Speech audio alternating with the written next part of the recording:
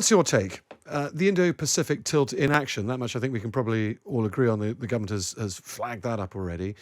But is AUKUS generally a good thing or a bad thing in your view? I think it's a good thing. I think it brings money and jobs. We don't know how many jobs yet, but it brings money and jobs to the UK. It shows that we are still players on the international scene on defence. And it starts to put some flesh on the concept of global Britain. Because if you take AUKUS together with the recent UK-ASEAN dialogue agreement and the trade deals we've done in that region, we're starting to establish both an economic and a military presence in that region. So it's good. What about the presentation of it there? Because it was announced in high drama, a 10 p.m. joint statement across 3 different countries, President Biden, Scott Morrison, Australia, and our Prime Minister. You didn't need to announce it with that drama, did you? You could have stuck out a press release or done it on the environs of a summit. Was that purposeful? And was that a purposeful attempt to particularly flag this one up? I think certainly for the UK, it is good news, and as I said, it adds some weight to global Britain. So you can see why they wanted to make a bit of a splash. I can understand how angry and upset the French are. I think you're going to point fingers about this. It was the Australians who did the deal with the French, and it was the Australians who approached us first about getting out of that deal and doing a different one on nuclear-powered submarines. So if anyone should have been warning the French that this was the way that the wind was blowing, it was them. I honestly don't think it was our responsibility to tell the French that we'd been approached by the Australians on an alternative deal. But I think it'll blow over, but I can understand why the French are so upset. I mean, this was a big and important deal for them.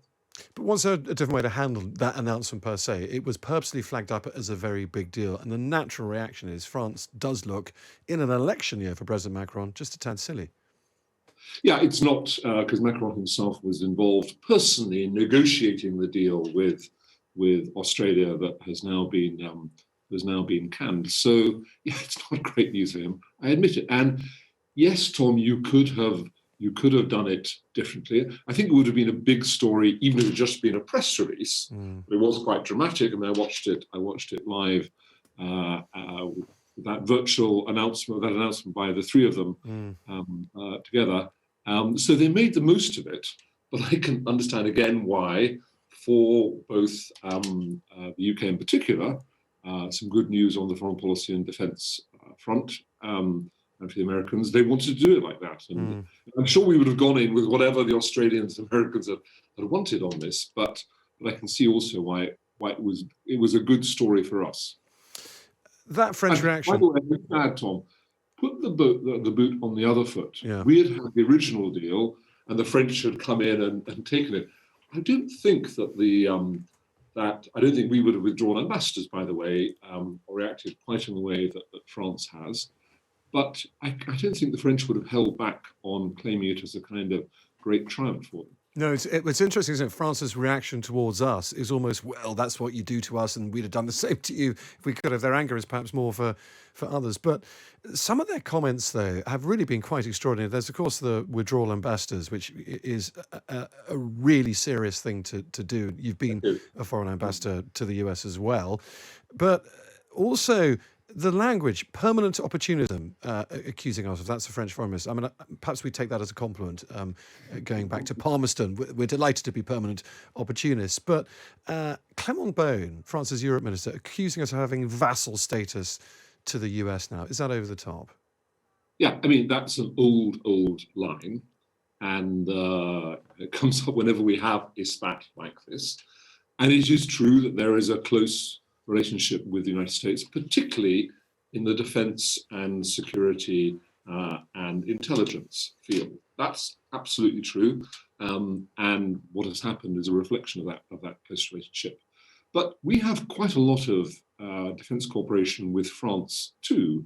And some of it's extremely important, indeed crucial to us, like the nuclear facility that we shared down in France. You go back to the Lancaster House treaties and before the Saint Malo Agreement, and it's important to both sides to keep that going. So it's not like we have suddenly shifted to another place on the global spectrum. We haven't.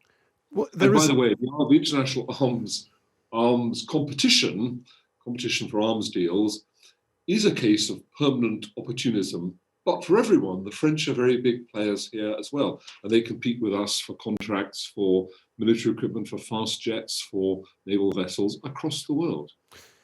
On the French upset, now, and it is an election year, they do have to make a lot of noise when the president himself is embarrassed like this. He's come up for re-election in May. It is a fairly good electoral smack in the face for him. But is it a serious mistake if we were to leave the French so angry, Britain was to leave the French so angry, that effectively we end up causing reaction from what the nation that really is, we have to be honest now, the only tier one ally we have left that we can trust to do actual business with? It is the French who went into Libya with, and we're in the Sahel with them, not the Americans anymore. The Americans don't want to play that kind of game. So do we risk the French reacting and doing us now some detriment in that alliance with them? I think this is a good point, Tom. And this is a job for diplomats and for senior ministers, including the new foreign secretary. It is important, I think, that we have a continuing strong relationship with France. We have bilateral problems we need to manage with them, not least the flotilla of small boats coming across, the migrant boats coming across the channel. We have important defence interests with them. And we are working together in a number of dangerous places around the world. So you would hope that and expect that the Defence Secretary with his counterpart and the new Foreign Secretary with her counterpart, and indeed the Prime Minister and Macron, who seem to have quite a good relationship, will be working to restore the balance in the relationship. But it's going to take time for the dust to settle on this. If you were National Security Advisor still, presumably you'd be advising the Prime Minister or Liz Truss, ring them up, be nice, stroke them. Yeah, absolutely, I would. And I'm sure that's what my successor is doing, and the ambassador in Paris will be working away on her contacts. So try and smooth it over and try and find new ways to cooperate while emphasising publicly that we're not about kind of taking away France's defence contracts around the world. After all, the Australians approached us. We didn't come in there and say, "Come on, move away from this contract towards us." They approached us about it. But we need to find as many productive things that we can do with the French as we can. What about the wider picture, if we sort of pan out a bit? Where do you see this in terms of sort of a global significance? Is it the start of effectively quite significant realignment with the UK moving away from the EU on defence and security matters, more towards the Pacific, the Five Eyes, the English-speaking nations? We've always had a foot in both camps, haven't we? That's always been our advantage. Now it looks like one foot in the European camp is a lot lighter than the heavier foot in the Pacific camp. I think you're right, Tom, that we've always had a foot in both camps. We had the Five Eyes, essentially an Anglosphere alliance on intelligence, but we are the second biggest member of NATO.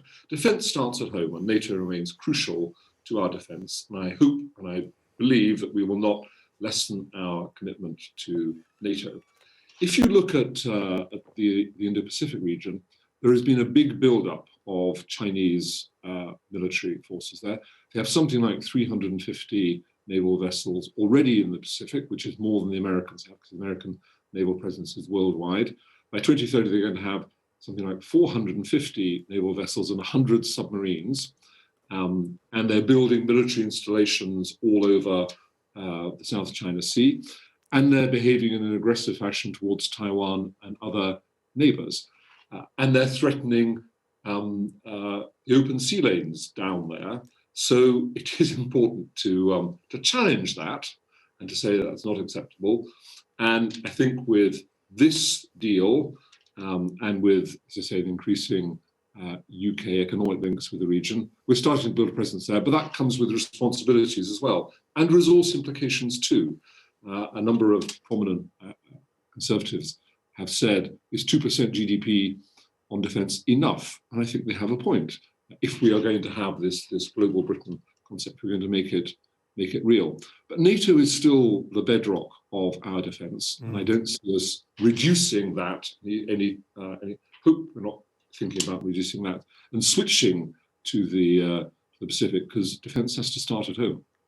Well, that begs the question, why not just do this under the NATO bracket? Take all the Europeans along with us as we tilt. You could just simply have invited Australia to join NATO, and then, hey presto, you've got 29 countries sizing up to China rather than just 3. Interesting idea, but NATO is about North Atlantic defence.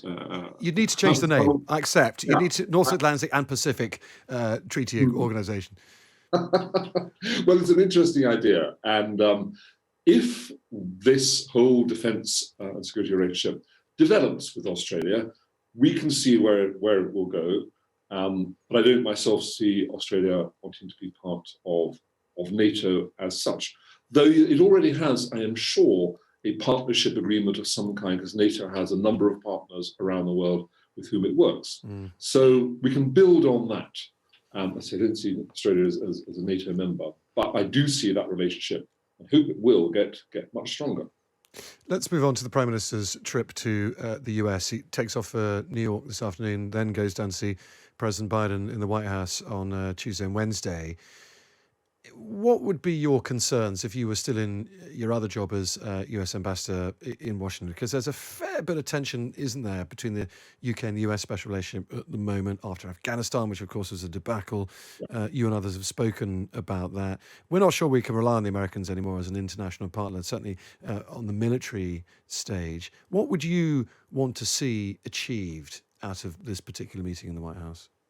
I would be confident, Tom, that the meeting will go well and will be seen to have gone well. I don't think it will be an occasion for recriminations about Afghanistan. On Afghanistan, remember, although the Americans didn't consult us, certainly at the top level, about all the details and timing of withdrawal, it's been out there for more, it was out there for more than a year from the original Trump deal with the Taliban that the US were leaving.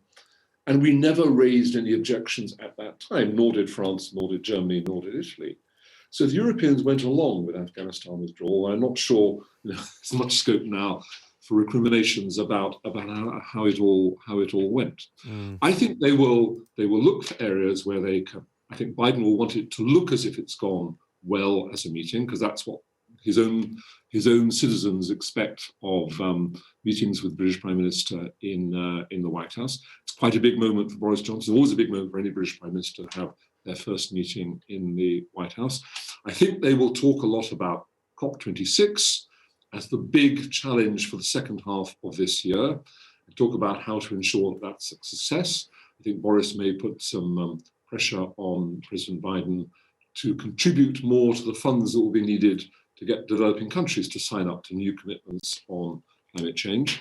I think they'll talk about how now to put pressure on the Taliban not to let Afghanistan again become a haven for terrorists, and also what the Taliban are doing domestically. I mean, the fact that girls are not being allowed to attend secondary school fulfills some of our worst fears about whether they would go back to the sort of regime that they ran in the 1990s. And then I think there will be some stuff about the bedrock of the relationship, the defence, security and intelligence alliance, and how strong that is. I don't think Biden and Johnson are great ideological allies, like, say, Blair and Clinton were, but I think they will put their best face on this and it will look as if it's been a good and successful meeting. You were there when President Trump met Theresa May for the first time in 2017. President Trump then machinated you out of that job quite famously, quite publicly, after a memo, the way you were, a diplomatic memo where you were slightly undiplomatic about the president. So I'm sure you're pleased to see the back of President Trump and the arrival of President Biden. But that said, has President Biden been a little bit of a disappointment to us all on the world stage? I think this is way too early to make that judgment, Tom. I think that the Afghanistan withdrawal, I mean, this is a personal view. I don't think we should have withdrawn from Afghanistan. I give a whole load of reasons why I believe that. But certainly the withdrawal itself didn't go well. And with hindsight, it would have been better if they'd kept, for example, Bagram Airport, the military airbase about an hour from Kabul, open and done some of the evacuation through there. Would be much more secure. But you can argue about all this. But on the other side of the coin, Biden has done actually quite well domestically. I mean, only a few weeks ago, people were American commentators comparing his first 100 days with Roosevelt. So how quickly things can turn around in politics. Also remember that 70% of the American people wanted out of Afghanistan. Opinion polls suggest they don't like the way it's been done, but they want it out. In my time, I remember the ups and downs of President Trump, and on the downs, you'd see his opinion poll ratings dip quite sharply, but only for 3 or 4 weeks, and then they'd start to climb again. There's an awful long way to go. We're only halfway through Biden's first year, so I wouldn't write him off, really. He's done quite well domestically. If he gets his new spending bills through, there'll be a lot of money, like $6 trillion, to spread around America on infrastructure and other spending plans. Okay, we can bring you a little bit of quick breaking news on just what we've been discussing, which is that French President Emmanuel Macron will have a call with US President Joe Biden in the next few days over precisely this issue, this fairly fragrant diplomatic crisis. That's just been announced by the White House and the Elysee. To be on that call. Daisy. Oh no, wouldn't it be nice to be eavesdropping? And in fact, Lord Darroch, I wanted to ask you about exactly that, the relationship now between France and the Aukus countries. So I've been reading John Keeger, who's a professor of French history, saying that he thinks it is possible that France could join that union, and that's what everybody should be working towards. Once Emmanuel Macron's got over his massive strop about the actual the submarines, but joining the wider group. Can you see that happening? I think it'll take some time before the French will swallow their pride and go into that kind of concept, that kind of negotiation. But France is a player in the region. France actually has territory in the region, some of the French overseas territory. And that's one of the things, sorry to interrupt that, and that's one of the things that Emmanuel Macron has been telling the French public, that's his visage, that's his desire to be in that area, which is why it's been so humiliating that he's been cut out of this group. Yeah, no, I think in the longer run, it would be a very good thing if you could have France there, because it has, as I say, has potential bases in the region, and it's had a long-term historic presence there. So I'm all for France as one of the leading players on defence, military, internationally, to be working with us and with the United States as much as possible. So I hope that we can get through this. We'll have to watch that one, although it would have a slightly unfortunate new name if France was added onto the front of AUKUS. It would have to be Fraukus, wouldn't it, Kim? I think we can work on a better acronym than that. I think so. Well, we've renamed NATO and we've renamed Fraukus this morning, so we're not doing badly. Kim Darroch, former National Security Advisor and former US Ambassador to Washington, thanks so much for joining us. It's really good to talk to you.